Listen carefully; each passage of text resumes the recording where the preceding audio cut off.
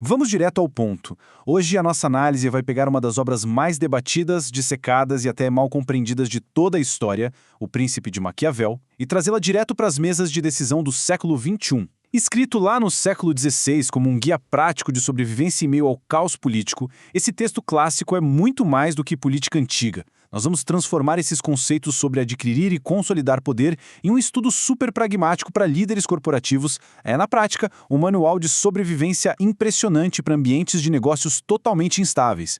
A palavra maquiavélico tem um peso enorme, não é verdade? Quase sempre a gente associa esse termo com malícia pura, falta de escrúpulos e manipulação.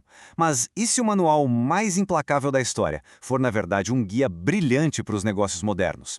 Quando a gente tira o preconceito, o que descobrimos juntos não é um incentivo à maldade, mas sim uma verdadeira masterclass de gestão realista. O texto joga os idealismos pela janela e foca unicamente no que realmente dá resultado. Para quem ocupa posições de alta liderança, o pragmatismo brutal de Maquiavel entrega lições valiosíssimas sobre como lidar com o mercado exatamente do jeito que ele é, e não do jeito que a gente gostaria que fosse. Certo, então vamos mergulhar nisso. A nossa análise vai traduzir a Renascença para a linguagem corporativa em 5 etapas. Classificando impérios corporativos, estratégia contra a volatilidade do mercado, a conduta do executivo, construindo talentos internos e, por fim, o legado definitivo da liderança. Começando pelo ponto número 1, classificando os impérios corporativos. Maquiavel classificava os estados pela origem deles, porque isso define o nível de dor de cabeça que se tem para governar. E é simplesmente bizarro observar como as categorias do século XVI se encaixam perfeitamente nos modelos de hoje. Ele fala, por exemplo, dos principados hereditários, que são superestáveis. No mundo corporativo, essas são as empresas familiares ou os negócios muito tradicionais, onde o legado da marca já garante a lealdade dos clientes. Depois vem os estados mistos, que é quando um território é anexado a algo que já existe. Isso gera muita resistência, que é a definição exata de fusões e aquisições, onde culturas diferentes batem de frente. Em terceiro, temos os estados novos, criados do absoluto zero e com o nível máximo de dificuldade, literalmente as nossas startups. E para fechar, os principados eclesiásticos, estáveis por razões puramente institucionais. Pense nos grandes monopólios de hoje, blindados por regulações e barreiras de entrada. Avançando para o nosso segundo ponto, estratégia contra a volatilidade do mercado. Sabendo onde estamos pisando, surge a pergunta de $1 milhão. Como lidar com o imprevisível? A obra original divide o resultado das ações humanas exatamente ao meio. De um lado, a fortuna. Esqueça a ideia de dinheiro. Aqui significa caso, sorte, coisas que fogem totalmente do nosso controle. No corporativo, isso é um mercado volátil, uma pandemia, uma crise global. Do outro lado, temos a virtu, que também não tem nada a ver com virtude moral, mas sim com a energia ativa da liderança, a inteligência, a agilidade. A grande sacada é aceitar que 50% do sucesso está nas mãos do caos absoluto, mas os outros 50% dependem inteiramente de como a liderança reage de forma proativa a esse caos. Para deixar isso visual, o texto traz a metáfora do rio. A fortuna é descrita como um rio furioso. Quando transborda, inunda tudo, arranca árvores, destrói casas e a gente só pode fugir. Mas a charada é a seguinte: quando a água está calma, um líder prudente vai lá e constrói diques e barragens. Quando a enchente inevitavelmente vier, a água será contida. No jargão corporativo, isso é gestão de riscos em estado puro. Um gestor pragmático sabe que o mercado vai desabar. Não é uma questão de se, é de quando.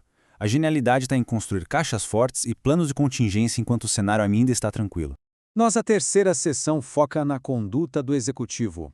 Neste ponto, a gente deixa as boas intenções de lado e abraça a dura realidade das dinâmicas de poder. O texto apresenta aquela dualidade icônica entre o leão e a raposa. O leão é a força bruta, o domínio. É aquela empresa gigante dominando o setor, espantando a concorrência no grito. Mas tem um problema: o leão cai em armadilhas. E é por isso que precisamos da raposa, que simboliza a inovação, a percepção rápida para farejar perigos que o tamanho sozinho não resolve. Quem senta na cadeira de CEO hoje precisa ter a força do leão para espantar predadores de mercado, sem dúvida, mas também precisa desesperadamente da malícia da raposa para não ser engolido pela disrupção. Isso nos leva ao dilema mais famoso do livro: é melhor ser amado ou temido? A resposta crua é que ser as duas coisas seria incrível, mas como isso é quase impossível, ser temido é muito mais seguro. Só que existe uma regra de ouro que nunca pode ser quebrada: é preciso evitar o ódio a qualquer custo. O medo organiza a casa, mas o ódio é uma bomba relógio. O conselho original para evitar isso era não confiscar propriedades ou atacar a honra das famílias. Traduzindo para o ambiente de trabalho, pode-se cobrar excelência e inspirar um grande respeito, mas jamais se pode roubar o crédito de alguém ou humilhar um funcionário em público. Respeitar a dignidade humana evita aquele ódio corrosivo que destrói qualquer cultura empresarial de dentro para fora. É impossível falar dessa obra sem esbarrar naquela frase gigantesca: os fins justificam os meios. É o resumo perfeito da ideia de colocar a estabilidade da instituição acima das regras morais convencionais. Mas olhem que fato curioso, essa frase, com essas exatas palavras, não está no texto. Nunca foi escrita assim pelo autor, mas ela grudou nele porque captura totalmente a essência do argumento. Se o objetivo é garantir a sobrevivência de uma empresa em meio a uma crise brutal, a liderança vai ser julgada apenas pelos resultados. As medidas duras que foram tomadas para evitar a falência acabaram sendo perdoadas e até mesmo aplaudidas no longo prazo. Quarto pilar: construindo talentos internos. Enxergando a concorrência como um campo de batalha permanente, a obra original faz uma crítica devastadora ao uso de tropas mercenárias e aos chamados exércitos auxiliares, que são tropas emprestadas por vizinhos. O motivo? Mercenários lutam por dinheiro, não por paixão ou lealdade. Na primeira complicação, eles fogem. Puxando isso para o nosso século, é um alerta vermelho brilhante sobre a dependência gigantesca de consultorias externas para realizar o core business da empresa. Há uma defesa apaixonada pela criação de times próprios, pessoas que realmente têm a pele em jogo. Uma empresa blindada precisa treinar equipes dedicadas e autossuficientes. Se o mercado é uma guerra constante, depender estrategicamente de talento alugado é pedir para ser derrotado. E chegamos à nossa última sessão, o legado definitivo da liderança. Tudo converge para regras muito práticas de gestão. Passo 1. O uso da crueldade estratégica. Ela tem que ser rápida, em um golpe só. Se for preciso fazer demissões em massa ou cortes severos, que seja feito de uma única vez. A dor aguda passa. O que não dá é para fazer cortes lentos que criam um clima de terror sem fim na empresa. Passo 2. Exatamente o oposto para os benefícios. Recompensas, bônus e promoções devem ser dados em doses homeopáticas. Libere devagar, para que o sentimento de gratidão esteja sempre sendo renovado. E o passo 3 é a flexibilidade absoluta. Liderar com maestria significa ter a capacidade de adaptar a própria natureza instantaneamente quando os ventos da economia mudam de direção.